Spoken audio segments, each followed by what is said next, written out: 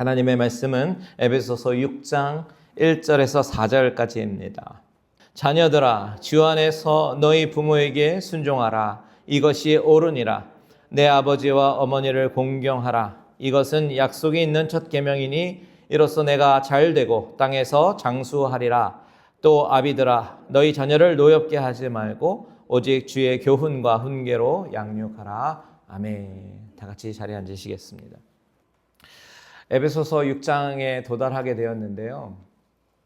성경 말씀을 우리가 묵상하다 보면 때로는 하나님이 우리의 마음속에 강한 찔림을 주실 때가 많이 있습니다. 그래서 마음이 괴롭기도 하는데, 특별히 지난주 본문이라든지 오늘 본문이라든지 크리스찬이 어떻게 가정생활을 이루어갈 것이냐 이런 이야기들을 들을 때는요, 참 마음이 많이 힘들어요. 특별히 저는 더 그렇습니다.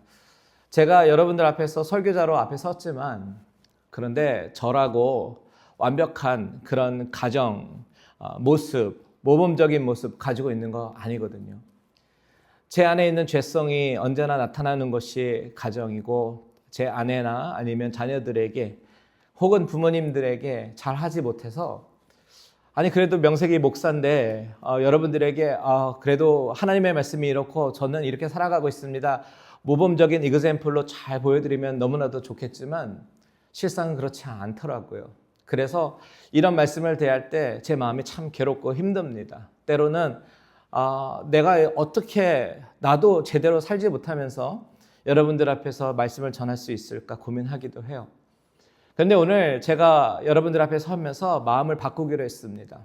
여러분과 동일한 선상에서 저는 여러분들과 같이 하나님 앞에 듣는, 하나님의 말씀을 같이 듣는 리스너로 이 자리에 서려고 합니다. 그래서 부족하고 허물이 있지만 같이 저와 여러분이 하나님의 말씀 어떻게 오늘 말씀하시는지 같이 듣고 우리의 삶에 적용하면서 나아가는 귀한 시간 되시기를 주님의 이름으로 축원드립니다. 우리는 지난 시간에 부부 이야기를 했어요. 부부 이야기. 하나님께서 이 세상을 창조하시고 세우신 가장 최초의 공동체는 바로 가정입니다. 하나님께서 세우셨어요. 그래서 아담과 하와, 남녀가 만나서 가정을 이루고 새로운 첫 번째 공동체를 이루었기 때문에 하나님은 가정에 아주 관심이 많으시고 애정을 갖고 계셔요. 가정이 올바로 서기를 원하고, 각 가정이 사탄의 지배 아래에 있는 것이 아니라 성령님께서 지배하시고 다스리시기를 원하십니다. 그것이 저와 여러분의 가정을 향한 하나님의 뜻이에요. 믿으십니까? 그래서 가정은 실제로 영적인 전투가 가장 많이 일어나는 곳이 가정인 것 같아요. 자, 오늘 우리가 읽은 이 본문의 위치가 어떤 위치냐? 앞선 5장에서 바울은 세월을 아껴라, 때가 악하다라고 이야기를 하면서 오직 성령의 충만함을 받아야 된다. 이 악한 세상, 이 악한 시간을 지날 때는 우리가 성령의 충만함을 입지 않고는 우리가 살아갈 수 없다. 그런 논지로 우리에게 말씀하여 주셨어요.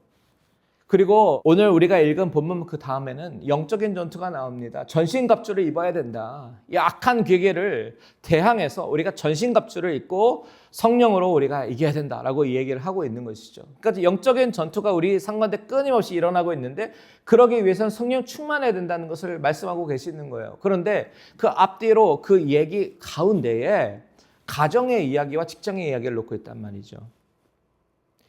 이 영적인 전투를 이길 수 있는 방법은 오직 성령의 충만함밖에 없는데, 그 성령의 충만함으로 맺어지는 성령의 열매들이 있잖아요. 그렇죠? 사랑과 희락과 화평과 오래 참음과 자비와 양성과 충성과 온유와 절제. 하나하나 다 따져보면요, 우리가 노력해야 되는 것들이 있습니다. 그 중에 가장 첫 번째 항목인 사랑, 성령의 열매 사랑, 이것을 가장 잘 드러내야 되고 그리고 나타내야 되는 시험대가 바로 가정이다라고 말씀드렸습니다. 성령의 충만함을 받았을 때 그것이 나타나는 것이 어떤 찬양 집회도 아니고 기도원의 어떤 기도 집회도 아니에요. 바로 가정이다라는 겁니다. 가정에서 우리가, 저와 여러분이 하나님으로부터 받은 그 은혜 충만함이, 성령 충만함이 증거되는 것이 가정이어야 된다라고 얘기하죠. 그래서 바울은 21절에 그리스도를 경외함으로 이 단서가 있는 거예요. 그리스도를 경외함으로 피차 복종하라. 물론 부부에 대해서 얘기하면서 나왔습니다. 하지만 전체적인 컨셉은 우리가 성령님의 충만함으로 서로가 낮아지고 서로를 섬기며 복종하며 나아갈 때 하나님께서 원하시는 가정의 모습들이 나타난다라고 말하고 있는 것이죠. 여러분, 우리가 예수 그리스도를 경외하는 우리의 마음이 교회 안에서만 예배드릴 때만 요구되는 것이 아니에요. 바로 우리의 삶의 현장 가운데, 특별히 우리 가정, 그리고 직장 가운데 시작되어져야 되는 줄 믿으시기 바랍니다. 오늘 그 이야기 부부로 시작해서 부모와 자녀의 관계로 이제 이어지고 있는데, 오늘 본문도 사실 마찬가지로요. 자녀들에게 먼저 얘기합니다. 부모에게 순종해야 된다. 그리고 부모를 공경하라. 이것이 계명이다라고 먼저 얘기하고, 그리고 나서는 부모에게 얘기하는 거죠. 자녀를 노엽게 하지 말고 주의 훈계와 교훈으로 양육해라. 자녀에게 하는 말, 그리고 부모에게 하는 말. 아내와 남편에게 동등하게 피차 복종하라 라고 이야기했던 방식 그대로 이번에는 자녀에게 얘기하고 그리고 부모에게 얘기하는 것이죠. 그렇다면 먼저 자녀에게 하는 권면을 한번 들어볼까요? 1절에서 3절 우리 다 같이 다시 한번 읽겠습니다. 시작. 자녀들아, 주 안에서 너희 부모에게 순종하라. 이것이 옳으니라. 내 아버지와 어머니를 공경하라. 이것은 약속 있는 첫 계명이니 이로써 내가 잘되고 땅에서 장수하리라. 자, 이 구절을 잘 보시면 바울은 두 가지 명령을 합니다. 동사를 찾으시면 돼요. 첫 번째 명령은 뭐냐? 바로 순종하라예요. 순종하라. 그렇죠? 두 번째 명령은 뭐예요? 바로 공경하라입니다. 그렇죠? 자, 같은 단어를 반복해서 쓰고 있는 것이 아니라 전혀 different, 전혀 다른 두 단어를 쓰고 있어요. 순종하라, 공경하라. 그렇다면 이 두 단어의 차이점이 뭘까요? 첫 번째 순종하라의 원어적인 뜻은 제가 영어적으로 표현드리면 under라는 전치사가 있는 것처럼 헬라어에도요. 휘포라는 전치사가 있어요. under라는 뜻이에요. 아래에서 그 전치사와 듣는, listening, 이걸 아쿠오라고 하는데 그 listening이라는 단어가 합쳐진 단어가 바로 순종하라라는 단어입니다. 그러니까 순종하는 것은 뭐냐면 under, 부모님의 authority 아래에서 부모님의 말씀을 듣는 거예요. 그것이 바로 obey입니다. 순종이에요. 그런데 여기에 의미 가운데 just listening이 아니에요. 그냥 순종은 듣고 끝나는 것이 아니에요. 액션을 취해야 되는 겁니다. 움직여야 됩니다. 들은 대로 행동해야 되는 거예요. 이것이 바로 순종이라는 단어가 나타내고 있는 행동의 포커스가 맞춰져 있는 뜻이다. 그리고 두 번째 단어, 공경이라는 단어는 좀 달라요. 첫 번째 단어가 행동의 포커스가 맞춰져 있는 그런 단어라면 두 번째 단어는요, honoring이라고 번역을 하는데 이 단어는요, 무게를 두다, 값지게 여긴다, 그리고 존경한다. respect. 그런 뜻이거든요. 그러니까 첫 번째 단어가 순종이 포커스라면 두 번째 단어는 마음의 영역이에요. 공경은 마음의 영역이다. 그렇다면 우리의 질문이 뭐냐? 왜 굳이 바울은 두 단어를 구분해서 썼을까 하는 거예요. 왜 그랬을까요? 왜냐하면 순종에는 유효기간이 있고 그리고 공경에는 유효기간이 없기 때문입니다. 무슨 말이냐면 자녀들이 부모에게 순종하는 기간은 한정적이에요. 어느 certain 시간까지예요. 부모가 얘기했을 때 이거 해라 저거 해라 했을 때 실제로 그 아이들이 부모의 권위를 인정하고 그 아래에서 listening하고 액션 취하는 것들은요. dependent일 때, 그러니까 부모를 의지해서 살아갈 수밖에 없는 그런 나이일 때 가능합니다. 나중에 커서 충분히 독립이 되고 성인이 되고 결혼을 하고 가정을 꾸리고 스스로 알아서 인생을 개척해서 살아가는 그런 나이가 되면 그때부터는 오베이가 아니라 오베이가 honoring으로 바뀌어야 되는 거예요. 부모를 섬기게 되는 거죠. 그러니까 부모가 강압적으로 이야기한다고 듣고 따르고 그런 나이는 성인이 돼서는 아니죠. 강압적으로는 이제 통하지가 않아요. 즉 오베이는 어떤 certain 시간까지, 하지만 honoring은 평생토록 이어지는 것이다 라는 겁니다. 그러니까 순종은 부모가 시키니까 하는 게 순종이 아닌가 그런 생각이 들고요. 하지만 공경은 달라요. 공경은 자발적인 마음이 전제가 되어야 되겠죠. 자, 리스펙트 해라. 이거 말한다고 되는 게 아니거든요. 리스펙트라고 하는 것은 마음에서 우러나와야 할 수 있는 거예요. 우리나라 말로 말하자면 소위 철이 들어야 할 수 있는 게 바로 이런 거죠. 여러분, 제가요 이래봬도 굉장히 꾸러기였습니다. 장난꾸러기, 말썽꾸러기, 심술꾸러기, 그리고 욕심꾸러기. 부모에게 순종, 제가요 얼마나 뺀질거렸는지 지금 생각해보면 너무 아찔해요. 하라고 하는 것은 안 하고 하지 말라고 하는 것은 또 굳이 하던 그런 어린 시절이 있었습니다. 교회 가면요, 지금은 인디비주얼 체이지만 그때는 장의자가 이렇게 있잖아요. 그러면 장의자 그 등받침대는 저의 허들이었습니다. 그래서 친구들이랑 요리 준비 딱 하면 허들을 막 뛰어넘고 오고, 그리고 의자 밑에는요 포복하는 거예요. 그러니까 온 교회 모든 먼지는 제 배로 다 쓸고 지나갔던, 사실은 제가 청소봉사를 그렇게 했습니다. 그러니 여러분, 그런 장난꾸러기다 보니까 맨날 회초리를 달고 살았겠죠. 빗자루와 총채는 제 친구였습니다. 그랬던 제가요 어느 날 예수님을 인격적으로 만났어요. 중학생짜리가 수련회에 가서 강하게 주님을 경험합니다. 눈물 콧물 다 쏟고 가슴이 무너지도록 회개를 합니다. 그리고는 주님을 위해서 살겠다고 다짐을 합니다. 그렇게 이제 어른이 되어 갔는데, 어른이 되었는데도 여전히 죄성이 제 마음속에 남아 있어서 부모님을 굉장히 속상하게 해드렸던 그런 모습들이 있었지만, 그래도 철이 점점 들기 시작하면서 지금 특별히 부모님과 이제 한국에 계시니까요, 멀리 떨어져 있으니까 좀 더 잘해드리지 못하고 자주 찾아뵙지 못하는 것에 대한 안타까움이 늘 있습니다. 자, 여기서 바울은 중요한 이야기를 하는데, 이 순종이라고 하는 것, 이것은 그리스도인들에게는 단순한 어떤 윤리적인 가르침이 아니라 주 안에서 행해야 된다는 거예요. 주 안에서.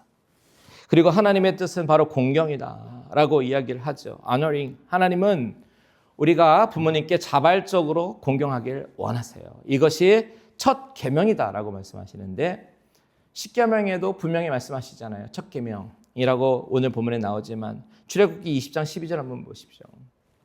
십계명에 이렇게 얘기합니다. 내 부모를 공경하라. 그리하면 내 하나님 여호와가 내게 준 땅에서 내 생명이 길리라. 내게 준 땅이라고 얘기해요. 내게 준 땅. 혹시 펜 있으시면 동그라미 쳐도 좋아요. 내게 준 땅. 1차 독자였던 이스라엘 백성들에게 이 내게 준 땅, 약속의 땅은 바로 가나안이에요. 가나안. 그 약속을 성취하시겠다. 그러니까 하나님이 말씀하시는 것은 지금 언약의 성취를 이야기하는 거예요.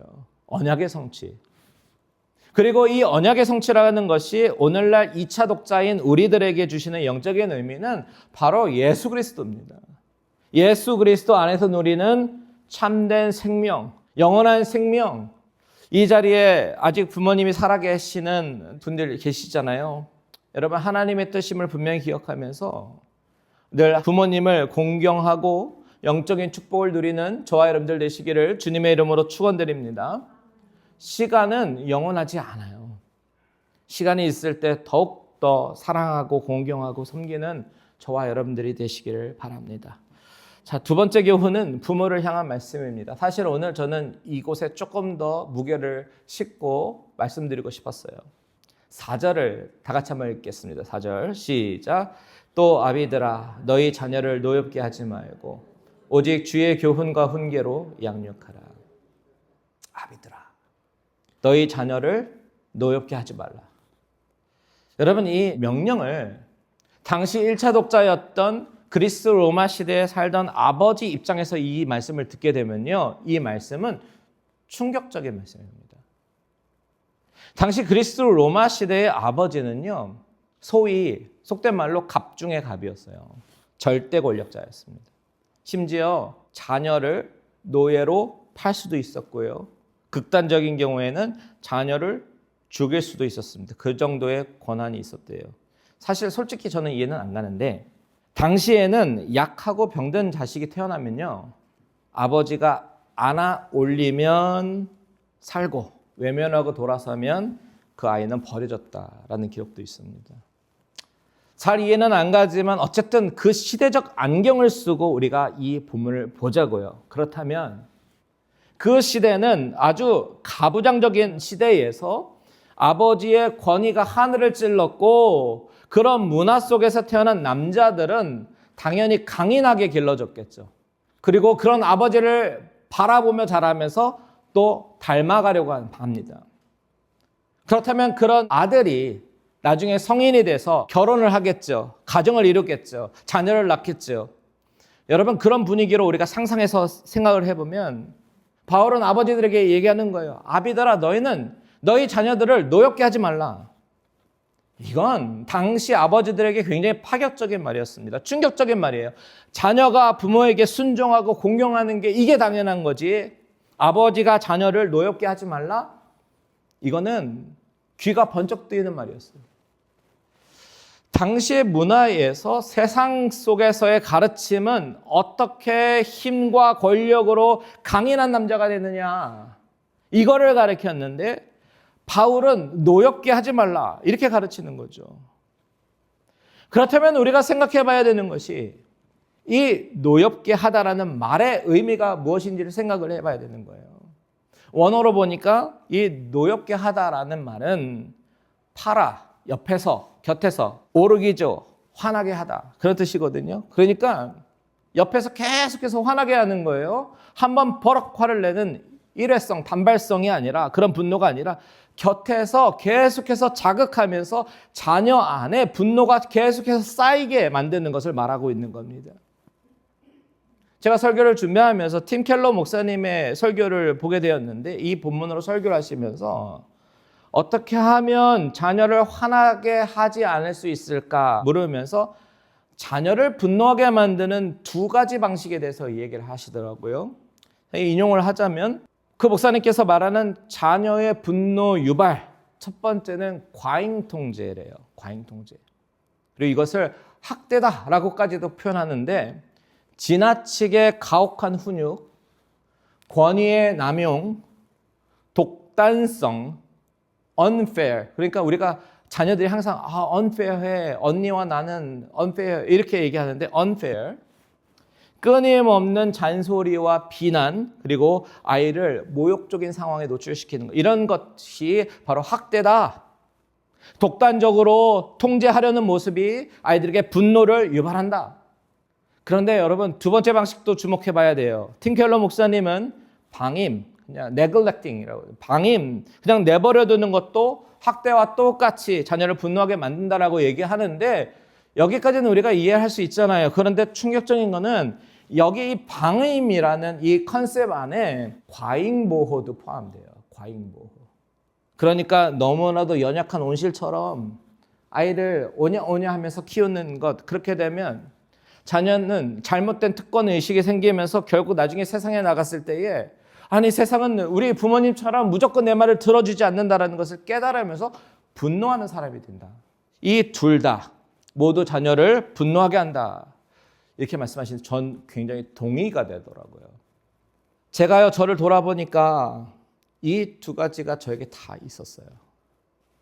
때로는 권위를 남용해서 독단적으로 과잉으로 통제하려고 했던 모습도 있었고 또한 방임적인 부분도 분명히 제 안에 보이더라고요.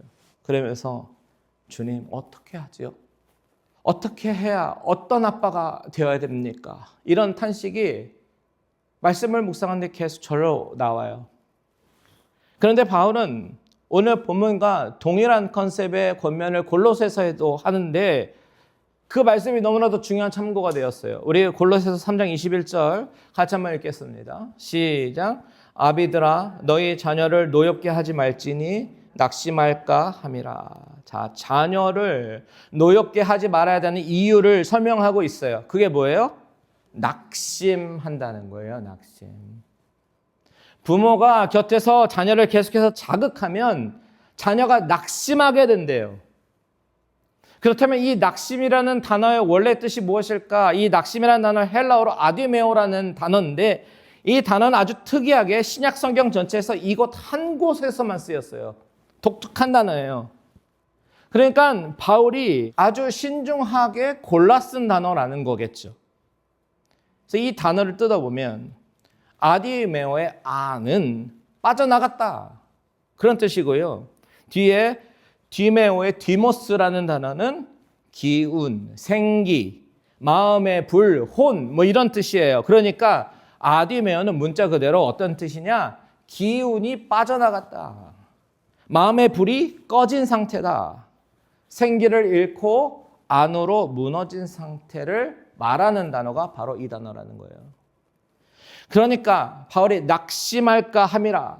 이 말은 단순히 아이 기분이 상해질까 봐, 아이 기분을 망칠까 봐 그런 얘기가 아니라 그 아이 안에 생기가, 의욕이, 마음의 불이 꺼져버릴까 봐, 그 영이 꺾여서 안으로 무너져 내릴까 봐 그런 뜻이에요.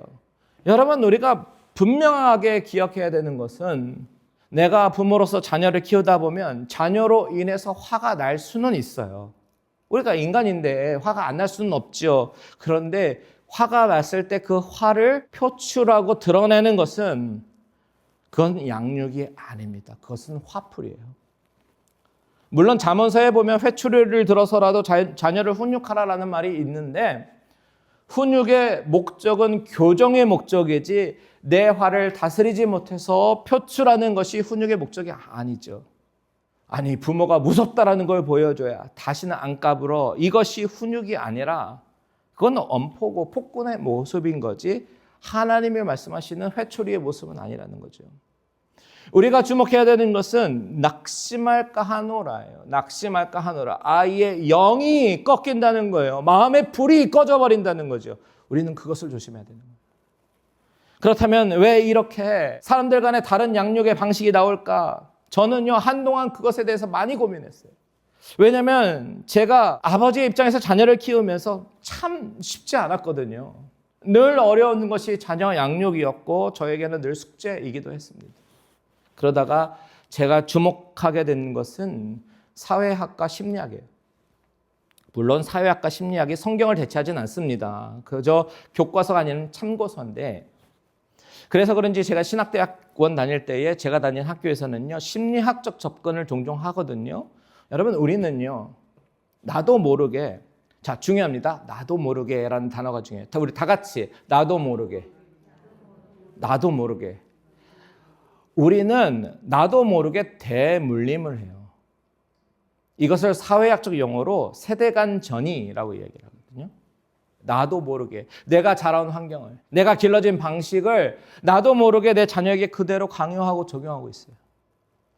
대물림 혹은 세대 간 전이죠. 사실 우리는 어려서 자라올 때 내 부모님으로부터 받았던 그 양육 방식을 내가 선택한 건 아니에요. 그렇죠?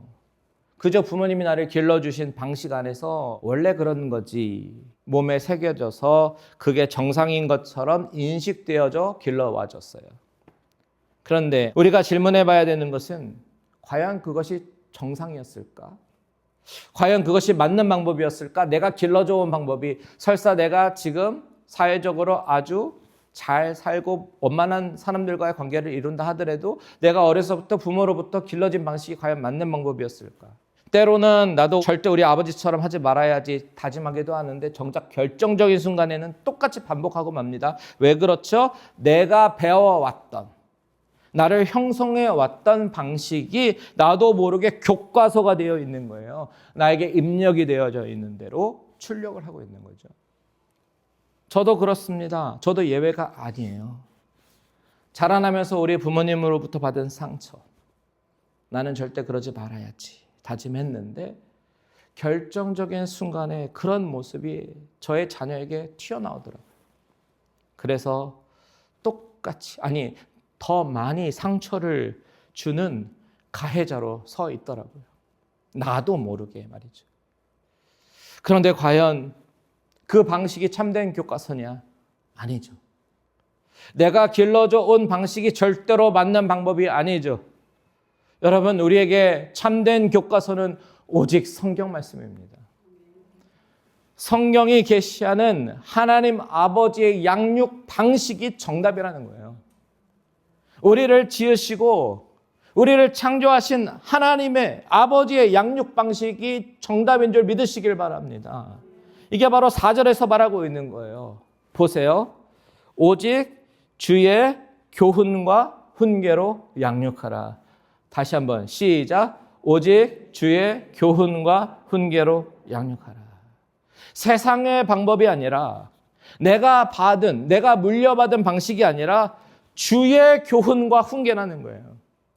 이 교과서의 저자이자 내용이 바로 주님이신 거예요.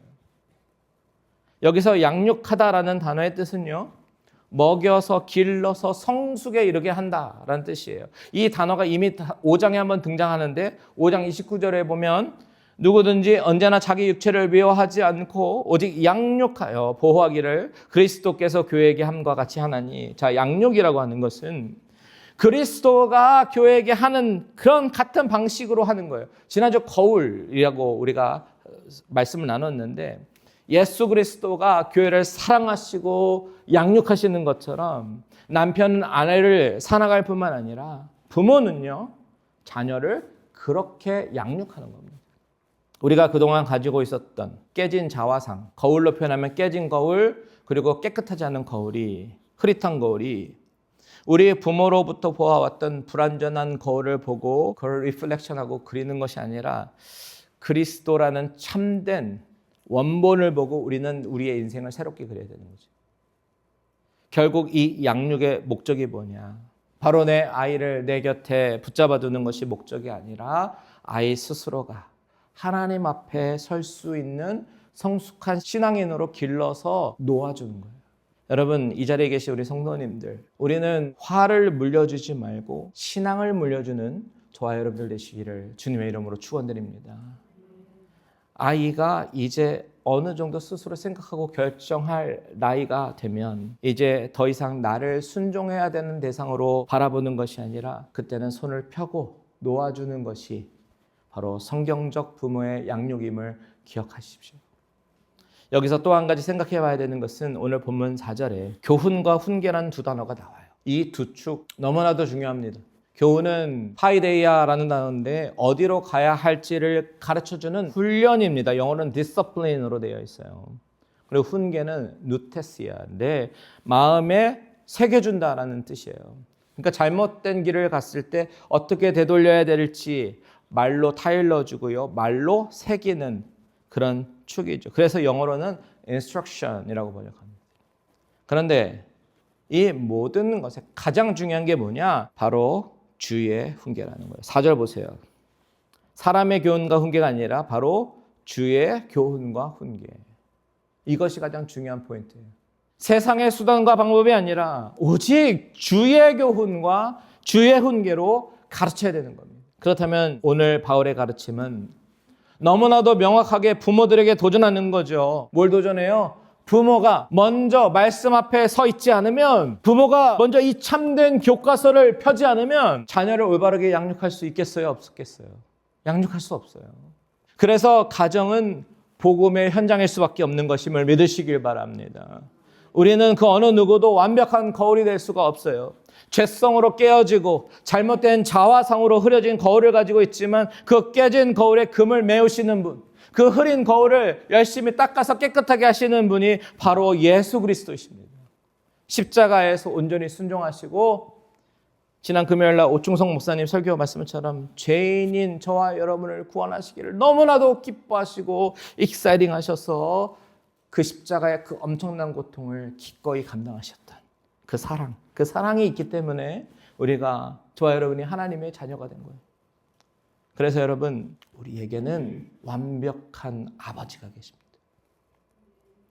우리를 억압하지도 않으시고 방임하지도 않으시고 오래 참으심으로 십자가의 사랑으로 정확히 우리에게 필요한 그대로 교훈과 훈계로 우리를 양육하시는 완벽한 아버지가 계셔요. 그런데 우리가 이 완벽한 아버지를 바라보면서 두 가지를 동시에 깨닫게 되는데, 첫 번째는 내가 얼마나 부족한 부모였는가를 깨닫게 되고요. 또 하나는 그럼에도 불구하고 나에게 소망이 있다는 거죠. 복음은 이렇게 우리에게 도전하는 거예요. 너가 잘못 배운 것이 있다면 이제부터라도 다시 배우라라고 도전하는 거죠. 너의 힘으로 고칠 수 없다면 성령님의 도우심을 간구하라라고 말씀하시는 거죠. 여러분, 헌 교과서를 버린다는 것은 나의 부모님을 정죄하라는 이야기가 아니라, 혹은 우리 아버지도 그랬으니까 나도 어쩔 수 없다라고 자기 합리화하면서 어쩔 수 없다고 포기하는 것이 아니라, 즉 남 탓이 아닌 내가 그 잘못된 대물림을 끊어버리는 것이 핵심인 줄 믿으시길 바랍니다. 예수 그리스도 안에서 우리가 새로운 피조물이 되었으니까 그 순간 우리에게 없었던 진짜 교과서가 주어졌다. 그러면 우리는 그 진짜 교과서를 보면서 한꺼번에 다 같이 동시에 다 고칠 수는 없을지라도 그저 하나씩 스텝 바이 스텝으로 자녀에게 사과를 해야 된다면 사과할 용기를 가지고 사과하고, 부모님께 연락드려야 된다면 미루지 말고 연락하고, 오늘부터 하나님이 원하시는 가정의 모습으로 실천하는 저와 여러분들 되시기를 주님의 이름으로 축원드립니다. 아멘. 다 같이 기도하겠습니다.